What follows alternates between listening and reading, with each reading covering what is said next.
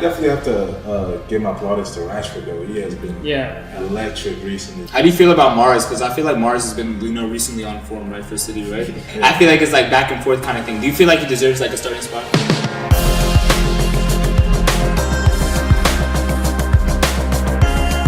Hey, what's up, everyone? This is another episode of the Let's Talk Footy podcast. Your host, Samson. Yep. Peter, how you guys doing today? Man, we're doing good, man. Everything's good, man. How you enjoying City the recent? Man, it's been tough, but I can't really complain. It's not as tough as some other teams, but things have definitely been slow recently. The team has lost momentum. Why do you feel like that is? Because I think if I'm not sure, maybe right after the World Cup, you guys were doing decently well, and I think maybe when we played you guys, right, Chelsea, we played you guys in the Premier League and we won. And the second time, Chelsea almost won that game. It was like a 1-0 game. City won, right? And I think after that, I really saw City like slowing down for like the most part. Like even when it came to the EPL, you guys lost to Southampton. They got knocked out, and then Premier League, you can see it a little bit. Yeah. I'm pretty sure it just comes down to just complacency since this team has been not necessarily the same team, but like majority of these group of players have been in these title-dominating squads from like the past 6-7 years, right? Almost a decade at this point. So I just feel like now that we went back to back already, I just feel like there's a lot of complacency in the squad, and some of the players just lost their hunger. And there's not enough passion in the club right now, so I just feel like everybody they're just too comfortable right now. That's the thing. Especially with Arsenal this season. Yeah, that's probably. Do you guys feel like they have like the mindset that Arsenal's already, you know what I mean? Yeah, that's probably one of the reasons why Arsenal are doing so good right now. It's because they are hungry. They haven't had a Premier League title in 20 years, so exactly.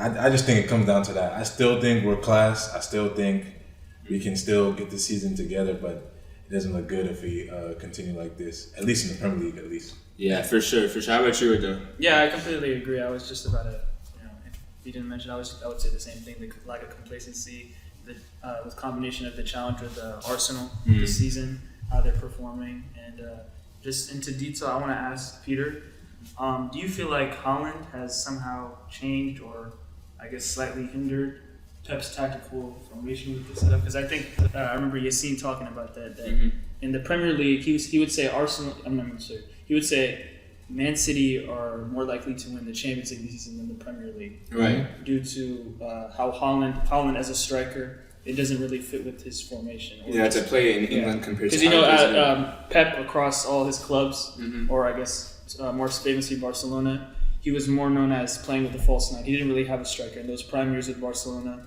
he would have Cesc as the false nine. And, he kind of created that whole total football, just everyone on the ball, everyone being able to create. So do you feel like Holland has somehow changed or, I guess, slightly impacted it in a negative way? See, I've actually had this conversation like outside of here. I've had this conversation so many times. But it would be a different type of question. They would ask if Holland made us worse. That I can't fully answer yet, but what I can, to answer your question is he has definitely changed our system. I've watched City, I've really watched them, closely these past 2 years, especially with the false nine system. And one of the things that made City so unpredictable during those 2 seasons run is the fact that we didn't have no point of striking. There was no actual striker. So the reason why that false nine system was so deadly is because we had players like Bernardo Silva just dropping in, and then if Bernardo wasn't having any joy, he would rotate it to Foden, and then maybe De Bruyne would play a role in there. Yeah. So it made it so difficult for defenders to actually keep up with that, because during the game you're getting 3-4 types of profiles. You're getting different type of profile players just dropping into that number 9 role, which was really confusing defenders because it was very unpredictable. But with Holland, obviously you have that the huge focal point in the middle. So yeah, I feel like everything recently has felt more predictable from City, I guess. Absolutely, yeah. What were you gonna say? Because if you watch a lot of City, you'll realize that if they can't really find those tight spaces where they can work the ball or drive a low ball across the box just for easy tapping, they usually just cross it to Holland. Yeah. That's where they've come. It's very predictable this season, especially with De Bruyne. Yeah. Like, I'm pretty sure if you see De Bruyne on the edge of the box, like you're already expecting Haaland to make a back post run. So, and at first in the beginning of the season, that was like it was a good tactic. It was working. It was working very well, but it's starting to feel very predictable. Now you got guys doubling up on Haaland. You got guys in the midfield doubling up on De Bruyne. So yeah, to answer your question, yes, it has changed our system a lot tactically, but not for the worst, I think. Not because we have definitely, it's not the first time that we've used a focal point as a striker. We had guys like Aguero for many years. I don't know if you guys remember him, but Alvaro Negredo. He was kind of like the Haaland type of build, like a huge focal point. Yeah, we've been using Edin Dzeko too. Dzeko. He was a very tall, very underrated player. So, yes, to answer your question, it has changed our tactics massively, and I feel like right now in the Premier League, we're just in an adjustment period, trying to adjust to playing with Haaland because we haven't played without a striker so long. But one thing I do agree with what you said was it kind of feels like this Manchester City team is built to be a UCL team. A UCL team compared to a Premier League team. Because everything just feels with Haaland in the system now, it feels more pragmatic. It doesn't flow in chamber as it used to be. But yeah, it definitely changed. What do you feel like, let me ask you, what do you feel like is the difference between the midfield playing style of like Kevin De Bruyne and Martin Odegaard this season, right? Because you're seeing Odegaard really do well with Arsenal and whatnot, right? And I feel like Arsenal's team isn't as talented as City's team, right? But you're seeing more results from Arsenal. What do you feel like is the difference, in their playing style in England? That's like showing Arsenal, surpass City. Yeah, I mean, I believe a key thing to having a successful midfield in the Premier League is a lot of energy. We've seen that with Liverpool. They have a lot of energy and young legs in there. So I would say the difference between Martin Odegaard and De Bruyne. Martin Odegaard he's kind of more energetic. He pops around, zips around the field. I feel like this last maybe 6 months, De Bruyne has kind of lost a half step. Maybe it's because he's getting on a little bit. He's getting older. But yeah. But I still think it's too early. I know you guys have seen in the media a lot of comparisons of course. between the two. So I still think it's a little too early for Martin Odegaard to be compared to De Bruyne, even though he's a very class player. Yeah, 100%. You guys saw that Arsenal and the United game. We can go into that right now. Like, that was, to me, I was telling Adele this right before we were shooting. Like, that was the best game I've seen in the last month. For sure. In the Premier League. And Arsenal, the way they played, the way that United played as well without Casemiro was, was amazing. And I honestly, I think United could make like a very serious run to the title, you know what I mean, after that game. Because, the games before, they were playing lower level clubs, so I wasn't taking them a little bit too seriously. But then that Arsenal game was like, wow, they almost beat Arsenal. Rashford is on, you know what I mean? Yeah, he's on peak Casemiro right now. as well. Exactly, without Casemiro too. So and it's I think like, that was, without Casemiro, because that was a big hit for them. I mean, McTominay, he was not good that game. And honestly, I gotta be honest, he was not that good, and that that was advantage to Arsenal. But I feel like you said, Menu's run so far is good. I don't know about title charge, but definitely I feel like top 4 lock is good as well. And top 3, I'll say top three too. Actually top 3. But on Arsenal side, I spoke about Nketiah before, not being a fan of him, and it's come back to bite me, as we all know. 2 goals, Hold on. Real question. Was he offsides? Yeah, that last goal. At first I thought, but I watched it like a couple times. I think Zinchenko he was kind of offside.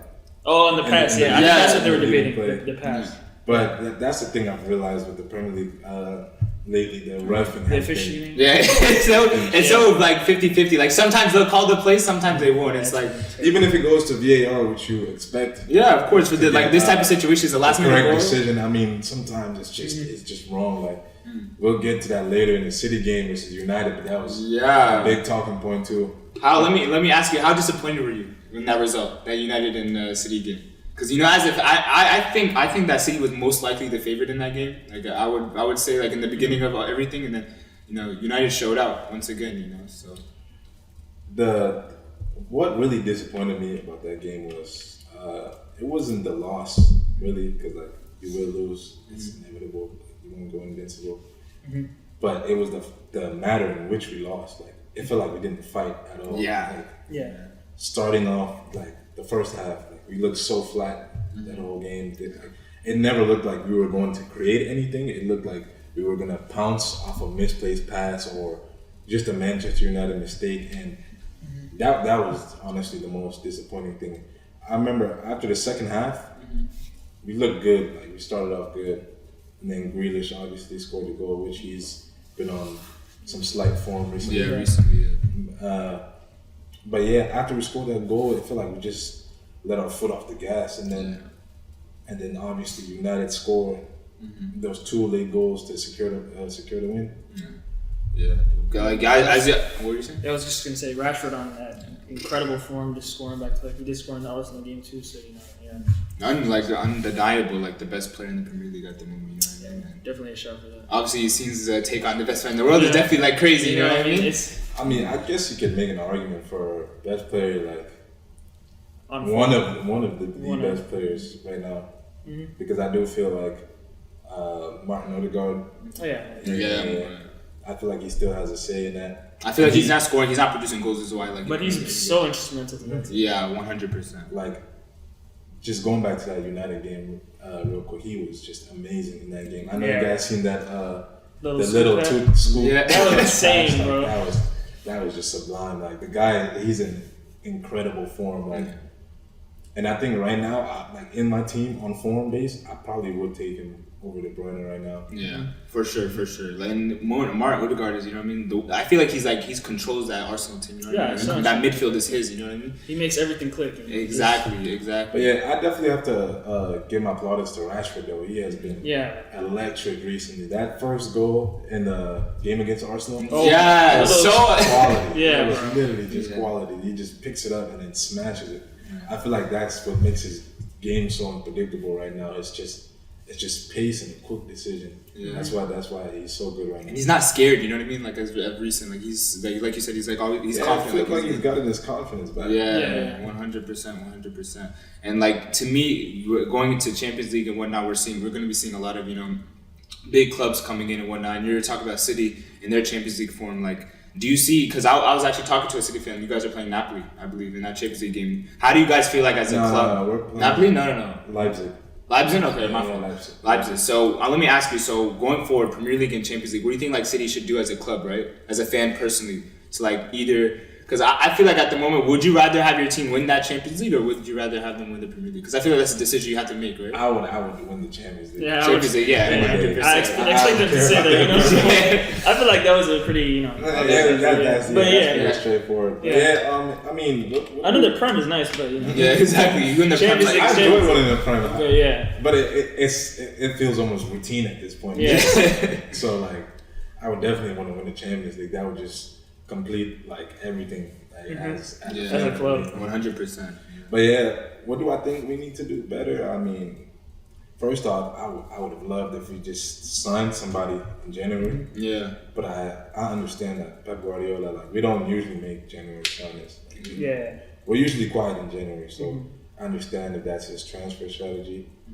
But what I do want to see more is Pep going back to the basics, because he's been everywhere. He's been trying everything. Yeah, he's been switching a lot of stuff. And we don't have a consistent formation or a consistent lineup. And you're seeing that in the EFL Cup too, because City would play a totally different team in the EFL Cup compared to what they were playing in the Premier League, and it was especially with Mahrez and Grealish, even though they're on form, but it's just constant switching within the midfield. There's no solid.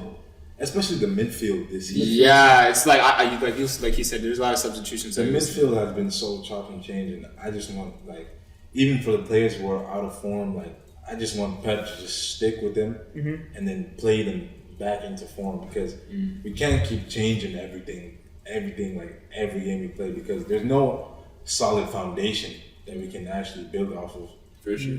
But who am I to question Pep? He's still a genius, bro. So, from my opinion, I think that's what we definitely need to do. Another thing I think we need to do is we need to incorporate Alvarez more. Yeah, for sure. His minutes have been. I feel I feel like coming off that World Cup, he should have been placed. And every game he plays, he does something promising. He scores a goal. he always works hard. He's very electric. I feel like for a side that's lacking like fire and passion, I feel like a player like that, like, Perfect player. just seeing him going for a chopping challenge, winning the ball, like I feel like that would just bring the passion up in the team. Like you need players like that right now in the teams, and he's just simply not getting enough minutes right now.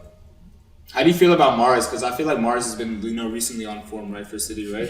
It's like, I feel like it's like back and forth kind of thing. Do you feel like he deserves like a starting spot on the City squad? Or do you feel like he does have one right now? He does, right? As a recent. As a recent, because it was surprising to me. I think when they played Chelsea's one, I think the first time I seen him starting a little bit, and then that's the funny thing with Mars. He always catches form like around this time of the year. It's the same with last season, the season before, and honestly, I'm glad that he's starting to catch form, because one of the most biggest problems at City right now is the wingers. Yeah. Although Grealish is playing decently and he's getting himself involved in goals here and there, and Mahrez can turn a game on its head like he did against Tottenham with the 2 goals and an assist. 2 goals and an assist. But what I feel like with City is we're lacking a winger that can just drive straight up the defense. Exactly. Especially because Grealish is pretty much the opposite. He holds the player. I feel like he's not really much of a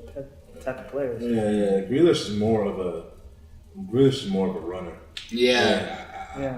That's the role he played at Aston Villa. He would just carry the ball throughout the midfield, carry it through attack, and then play it off. He kind of attracts players to him.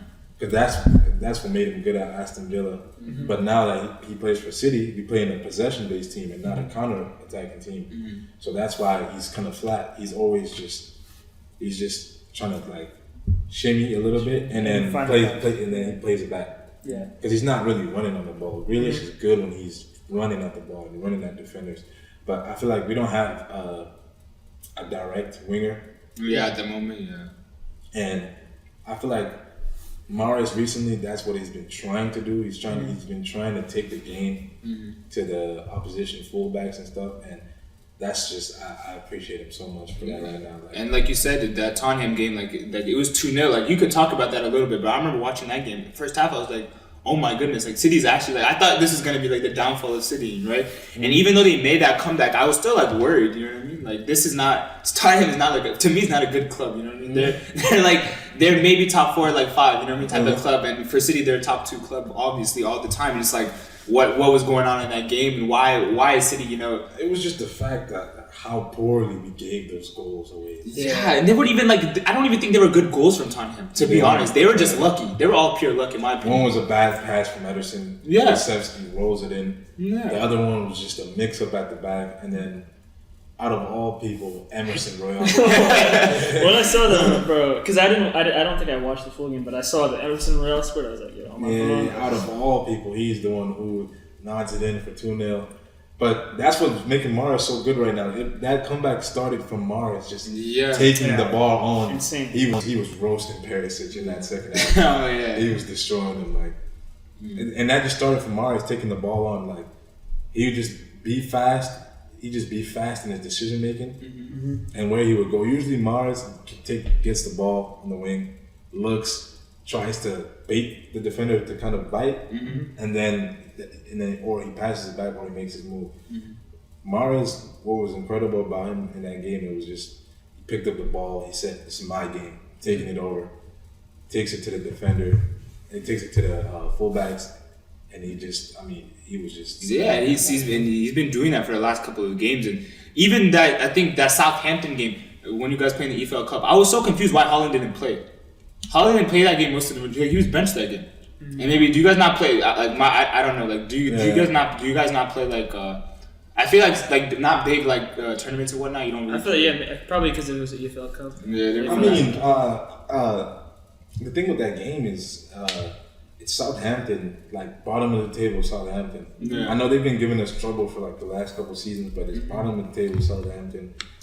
I think Pep's thought process was that Alvarez and the front 3 of Cole Palmer, they should be able to get it done. Yeah, they should. Yeah, they should have. Southampton, are you kidding me? They're like 17th in the Premier League.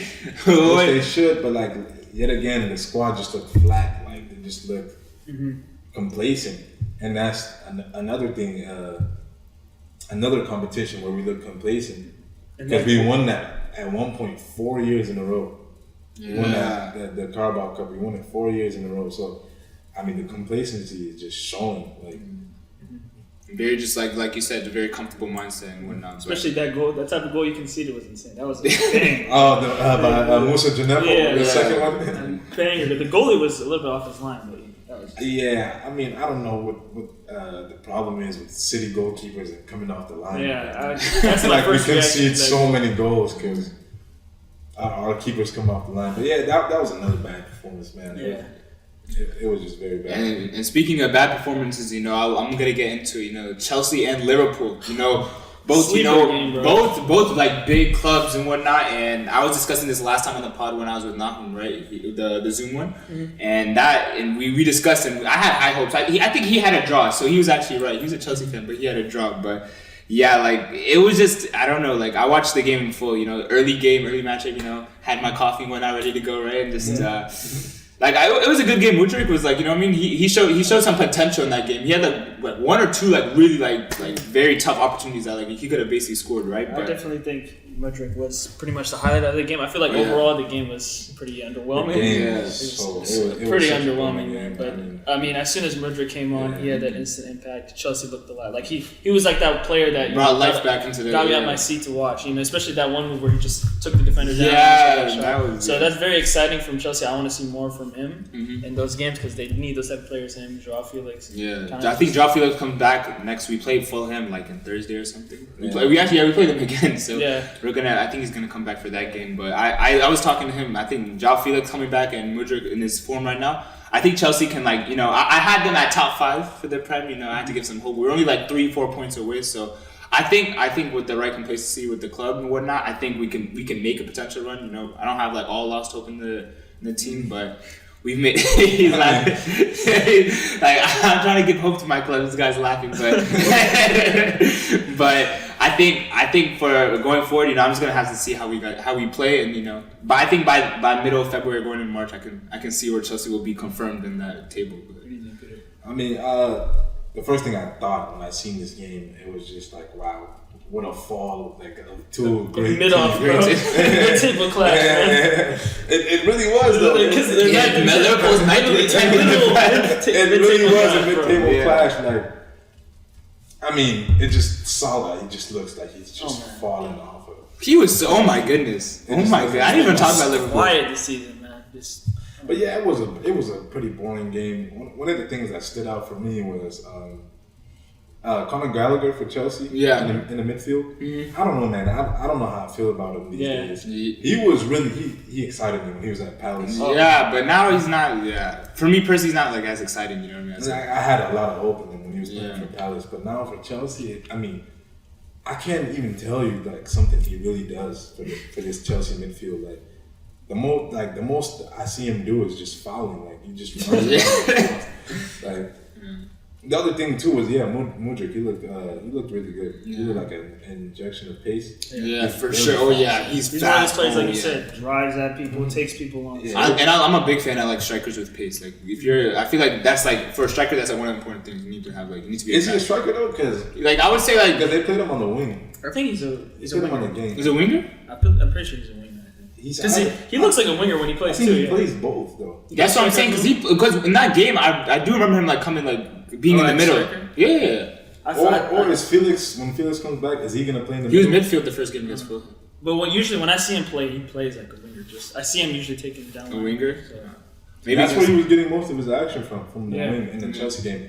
But yeah, he looked clean. I mean, his touches were clean. He had a few little passes around the corner. He just looked sharp. Yeah. He had this little back heel to Cucurella. Yeah. That was really nice. I mean, he just looks like a neat player right now.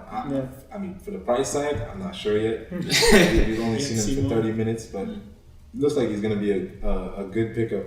Yeah. And I would say, I want to add this too, going on to the Liverpool side of things, right? You were saying how Liverpool was dry and that Mohamed Salah hasn't been having a good season. And me personally, I had this big argument. I think it was with a United fan, but I was just saying that Liverpool basically lost the opportunity to have the best team in the world, right? After letting go of Sadio Mane.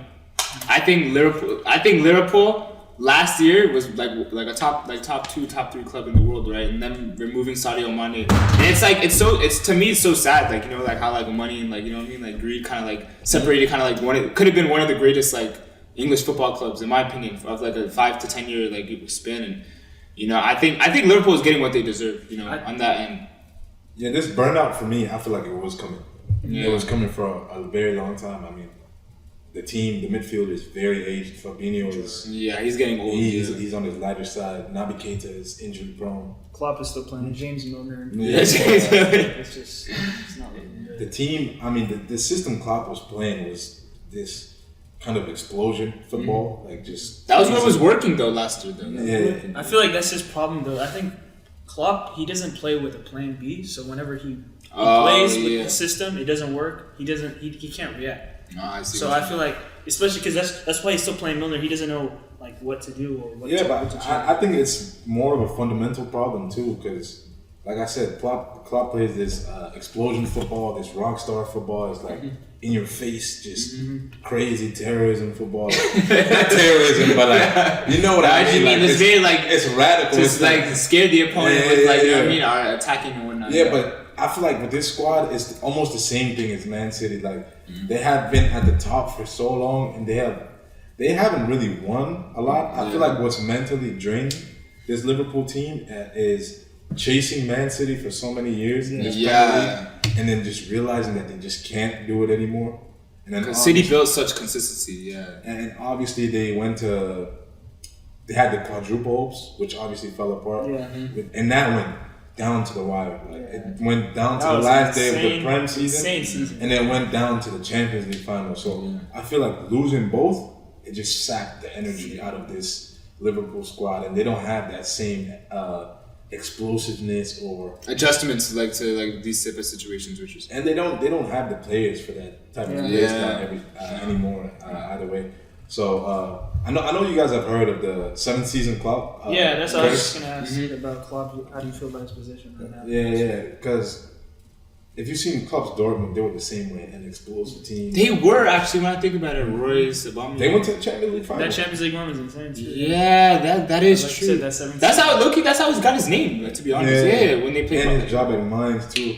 For Klopp, his team's burnt out. It's been a trend now, and it's looking like this Liverpool team is just out of energy at this point. I feel like if they still linger 10th, 9th, I feel like they definitely should just sack him. Sack Klopp? That's the big discussion for now for Liverpool. What do you guys feel about how that? he's addressing the press too? Have you guys seen that interview about what he said about losing his 1000th game? And yeah, exactly. Mr. Excuses. Yeah. in the press, he's just, I don't know, man. He's just something. You can obviously tell like the club is going through some things, and I feel like I don't know. You guys saying Klopp being sacked, and I've heard this a couple of times, but like I don't know. I feel like 1 year is not like, again, football that happens. You can get sacked within one bad season, but like I don't know. I feel like they should give him like another chance. But I think in football, like you can't. It's like how long do you let these results go on? That's the same thing with you and Chelsea. Even though Tuchel had that history, like it's how long. That may have been debatable, but I feel like these owners, they want results. They can't really handle the however long that backlash and stuff. So I feel like they and if you think about it, it costs your team. It costs more than just like the revenue of the team, the people coming in, everything. It costs more than like just pride if you don't make the Champions League. Yeah. It actually costs the team a lot of money if you don't get any Champions League revenue. So for their owners, they already don't like to spend much. So I feel like it would just be it'd be a major loss for Liverpool. And I feel like if you want to be one of the top teams, and if you want to stay the top team, you have to be ready to make some huge changes. Yeah. Very true, and I was saying that more like because Tuchel he did get sacked, but I feel like Klopp is has much bigger history, not history, but it's a different situation. Yeah, exactly. He's written some things. Just in general, But that's always been the history of Chelsea, though.